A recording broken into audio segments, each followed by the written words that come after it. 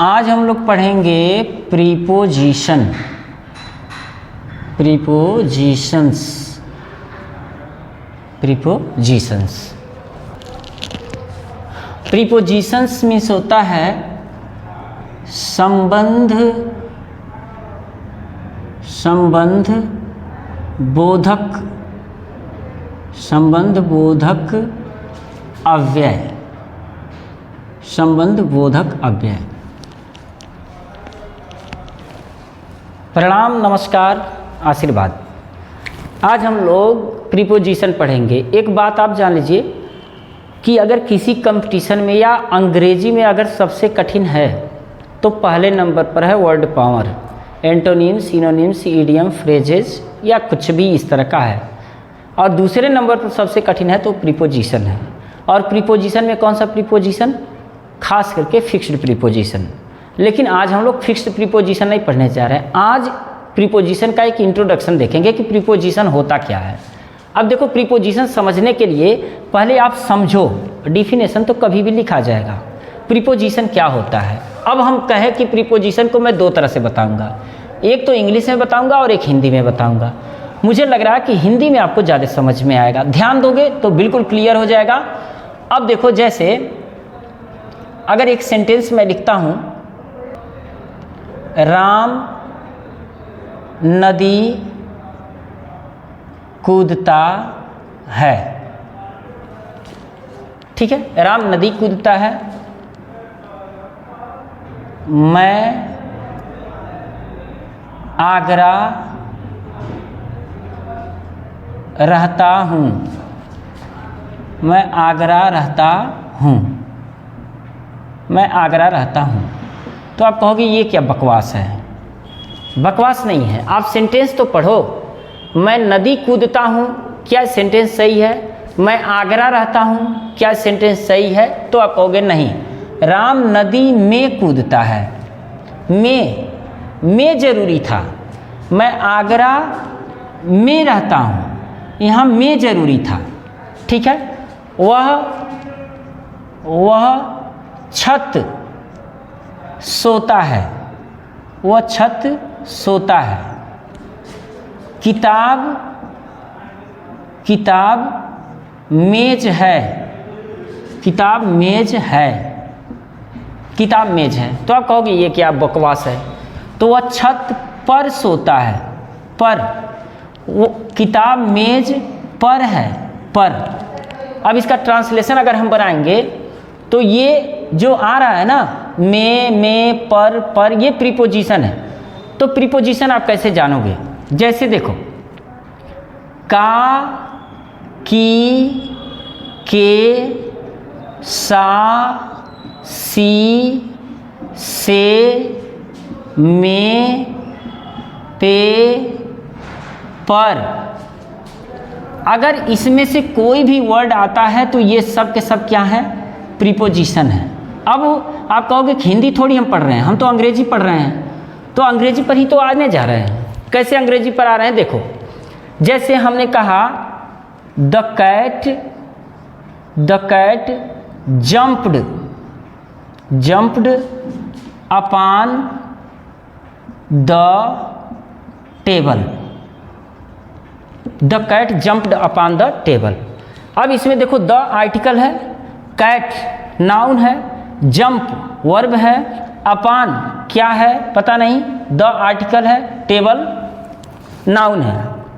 अब जो अपॉन है ना, इसका अर्थ हमको नहीं पता है, बस ये पता है कि ये लगा है तो यहाँ पर नाउन है, नाउन के पहले लगा हुआ है। तो जब नाउन के पहले लगा हुआ है तो हम देखते हैं कि ये करता क्या है। तो नाउन के पहले लग करके जंप से ये संबंध बना रहा है, यानी कि जो जंप है और जो टेबल है, इन दोनों शब्दों के बीच के संबंध को बता रहा है। यानी कि बिल्ली जो है मेज के ऊपर कूद गई, तो अब जो टेबल है, इस टेबल का संबंध किससे है? कूदने से है कि बिल्ली से है? तो आप कहोगे कि नहीं, कूदना टेबल के ऊपर। तो जो के ऊपर है, इसका संबंध टेबल से भी हो रहा है और कूदने से हो रहा है। बिल्ली से कोई मतलब नहीं है, यानी कि कूदना और टेबल, यानी कि नाउन का संबंध वर्ब से बताया कौन? अपान बताया। तो अपान का मतलब ये हो गया प्रीपोजिशन। आप ऐसे जानो अंग्रेजी में कि ये प्रीपोजिशन है। कोई पूछेगा कैसे प्रीपोजिशन है, दो तरह से समझाओ। पहला ये कहो कि जो प्रीपोजिशन होता है नाउन या प्रोनाउन के पहले लग करके उस वाक्य में दूसरे शब्द से उनके बीच के संबंध को बताता है तो प्रीपोजिशन है। कह फिर समझ में नहीं आया, हिंदी में समझा दो। कह दो कि का, की, के, सा, सी, से, में, पे, पर आ जा है तो प्रीपोजिशन है। कैसे? अब आप लिखोगे ना के ऊपर तो के आया ना, तो प्रीपोजिशन हुआ कि नहीं हुआ? बात क्लियर? तो ये प्रीपोजिशन है। अभी देखो कैसे प्रीपोजिशन और हम पता करेंगे, आप जान जाओगे कि प्रीपोजिशन है। जैसे अभी डिफिनेशन लिख देंगे, घबराने की ज़रूरत नहीं है, भागने की ज़रूरत नहीं है। अगर यहाँ प्रीपोजिशन नहीं समझ पाए तो जीवन में कभी प्रीपोजिशन नहीं समझ पाओगे, ये 100% गारंटी है। अब देखो, my father was sitting, my father was sitting before me. इसका अर्थ देखो, मेरे पिताजी थे सीटिंग बैठे हुए, बिफोर मी मेरे सामने।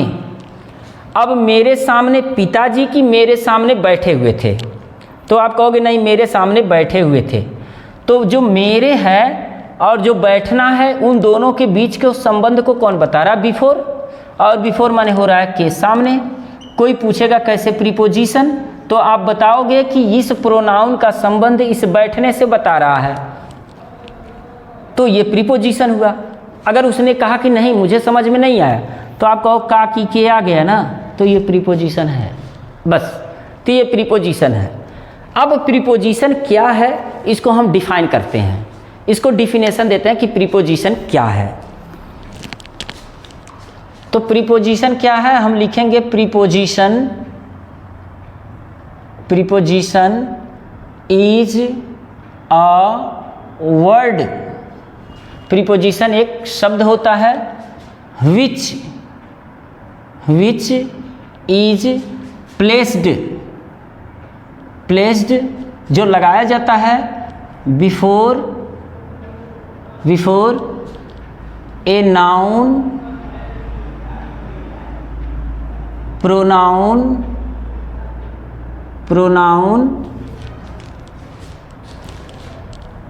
Phrase, etc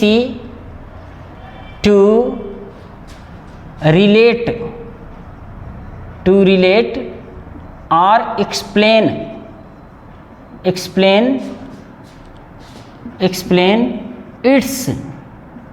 meaning with other words in a sentence। ठीक, क्या होता है प्रीपोजिशन? अंग्रेजी में जान लो। Preposition is a word, preposition एक शब्द होता है विच इज प्लेस्ड जो लगाया जाता है बिफोर ए नाउन और प्रोनाउन और फ्रेज, जो नाउन, प्रोनाउन या phrase, a noun, a pronoun, a phrase or etc या इसी तरह के कुछ शब्दों के पहले लगाया जाता है। क्या करने के लिए? टू रिलेट मतलब बताना, संबंध बताना, एक्सप्लेन व्याख्या करना, टू रिलेट इट्स मीनिंग मतलब अपना अर्थ बताने के लिए, खुद का अर्थ बताने के लिए, खुद का संबंध दूसरे शब्दों से बताने के लिए, विथ अदर वर्ड्स दूसरे शब्दों के साथ। किसमें? इन अ सेंटेंस, एक सेंटेंस में अपने आप को जोड़ करके दूसरे शब्दों से अर्थ बताने के लिए जो लगाया जाता है शब्द, उस शब्द को हम प्रीपोजिशन कहते हैं। अब प्रीपोजिशन, जैसा कि मैंने आपको समझाया कि प्रीपोजिशन कैसे पता चलता है, अब बात आती है कि प्रीपोजिशन कितने प्रकार के होते हैं। जब आप किताब को पढ़ोगे ये प्रीपोजिशन कितने प्रकार के होते हैं ये कई बार एग्जाम में पूछा गया है। टीजीटी 2016 में पूछा गया था कि ये कितने प्रकार का होता है। तो अगर आप किताब पढ़ोगे तो यह किसी किताब में 4 प्रकार का मिलेगा, किसी किताब में 5 प्रकार का मिलेगा और किसी किताब में 6 प्रकार का मिलेगा। लेकिन जो मेरा मानना है तो ये मैं 4 प्रकार का ही मानूंगा। तो there are 4 types of preposition. ये आप एक काम कर सकते हो, आप किताब को देख लेना और क्लियर कर लेना किस किताब में कितने प्रकार का दिया हुआ है। तो जो दिया हुआ है मुझे लग रहा है कि हाई स्कूल तक के मतलब आप किताब पढ़ोगे तो उसमें 5 प्रकार का दिया है, और किसी कंपटीशन लेवल का आप पढ़ोगे तो 4 प्रकार का दिया है, और एक हाई स्कूल लेवल तक का कोई किताब था मैंने पढ़ा था उसमें 6 प्रकार का दिया है। तो आप इसे कंफर्म कर लोगे। तो जो प्रीपोजिशन होता है यह 4 प्रकार का, मैं 5 प्रकार का बताऊंगा लेकिन 4 प्रकार का लिखा हूं। तो जो पहला है उसे हम कहते हैं single preposition. Single preposition, single prepositions. तो सिंगल प्रीपोजिशंस को आप सिंपल प्रीपोजिशन भी बोल सकते हो। Simple prepositions, simple prepositions. तो सिंपल प्रीपोजिशंस में कौन आएंगे? बहुत जो सिंगल होगा ना, जैसे मान के चलो in, on, at, up, down, with,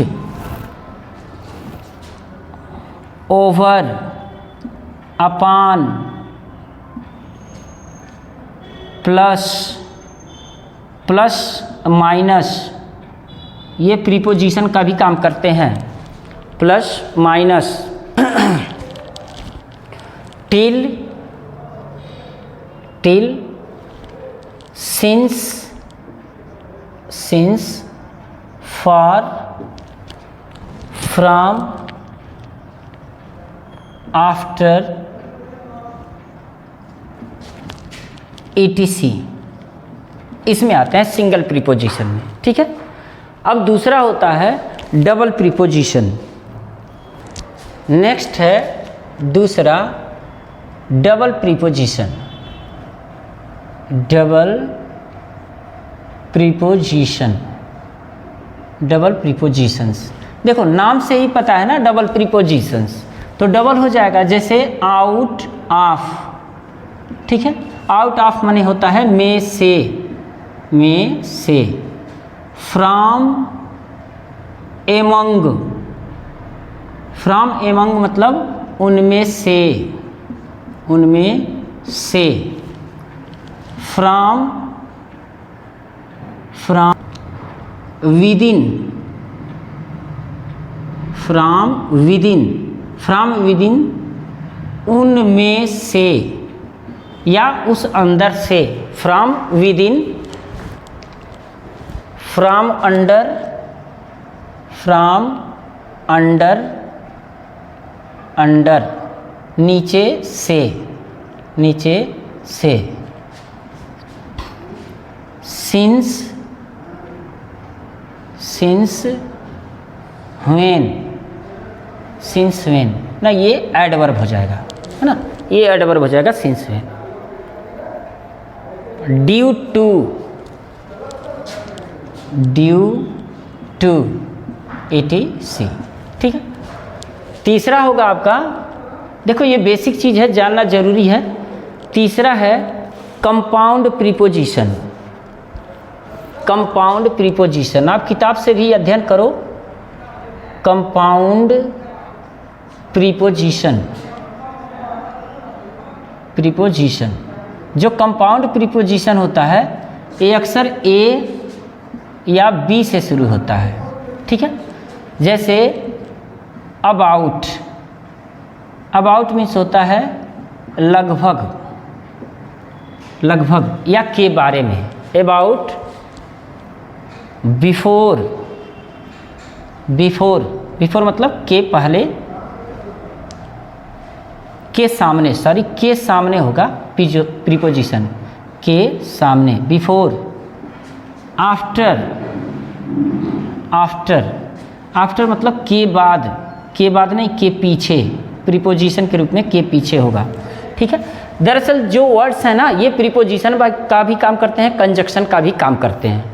तो जहाँ जैसा पोजीशन रहता है, जैसा सेंस आता है, वैसा हम लोग यूज कर लेते हैं। आफ्टर, ठीक है, after, before, above, above, above means होता है के ऊपर। ठीक है, बिहाइंड, बिहाइंड, बिहाइंड मीन्स होता है के पीछे। ठीक है, बिहाइंड के पीछे। बिसाइड, बिसाइड मीन्स होता है के बगल में, के बगल में। ये सब किस में आते हैं, ETC कर दे रहे हैं, ये आते हैं कंपाउंड प्रीपोजिशन में। नेक्स्ट है आपका phrase preposition, phrase preposition, phrase preposition, phrase preposition या प्रीपोजिशनल फ्रेज भी बोलते हैं। Prepositional, prepositional phrase, prepositional phrase या प्रीपोजिशन फ्रेज, फ्रेज प्रीपोजिशन नाम से ही पता हो जाएगा कि ये फ्रेज होगा, यानी कि एक वर्ड नहीं होगा। जैसे हम कह सकते हैं इन केस ऑफ,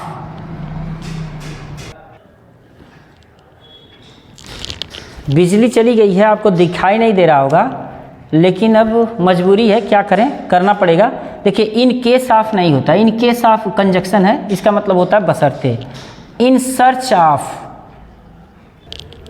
तो देखिए थोड़ा सा दिखाई नहीं दे रहा था, इन सर्च ऑफ की तलाश में, फ्रेज प्रीपोजिशन है। क्यों फ्रेज प्रीपोजिशन है, क्योंकि देखिए एक वर्ड में नहीं है ना, एक दो तीन वर्ड का, तीन वर्ड का ये जो मीनिंग है इसको हम फ्रेज बोलेंगे। तो phrase preposition, in quest of मतलब की तलाश में, इन प्लेस ऑफ के बदले, इन फ्रंट ऑफ के सामने, इस तरह के जितने भी रहेंगे दो या तीन वर्ड्स वाले प्रीपोजिशन उनको फ्रेज प्रीपोजिशन कहेंगे। मैंने कहा था कि पांचवा जो मैं बताऊंगा तो पांचवा भी जान लीजिए कि पांचवा कौन सा है।